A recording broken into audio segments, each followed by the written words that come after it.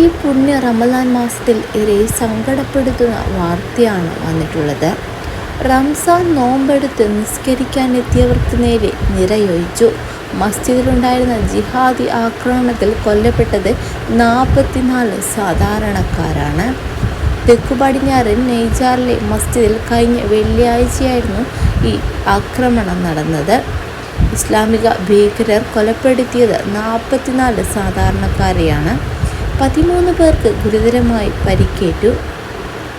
കൊക്കോറയിലെ ഫോംബൈറ്റിയിലുള്ള ഗ്രാമത്തിൽ സ്ഥിതി ചെയ്യുന്ന മസ്ജിദിനാണ് ആക്രമണം നടന്നത്. റംസാൻ നോമ്പിനോടനുബന്ധിച്ച് ഉച്ചപ്രാർത്ഥനയ്ക്കായി നിരവധി പേർ അവിടെ എത്തിയിരുന്നു. ഇതിനിടെയാണ് സായുധരായ നിരവധി ജിഹാദികൾ മസ്ജിദിലേക്ക് ഇരിച്ചെത്തി വെടിയുയർത്തിയത്. ഇതിനുശേഷം പ്രദേശത്തുള്ള വീടുകൾക്കും മാർക്കറ്റിനും അക്രമികൾ തീയിടുകയും ചെയ്തു.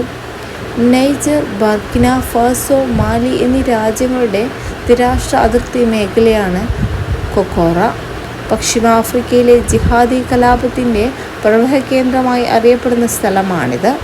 ഇസ്ലാമിക് സ്റ്റേറ്റിൻ്റെ അനുബന്ധ സംഘടനയായ EIGS ഗ്രൂപ്പാണ് ആക്രമണത്തിന് പിന്നിലെന്ന് നൈജർ പ്രതിരോധ മന്ത്രാലയം ആരോപിച്ചു. രാജ്യത്ത് 3 ദിവസത്തെ ദുഃഖാചരണം ഭരണകൂടം പ്രഖ്യാപിച്ചിരുന്നു.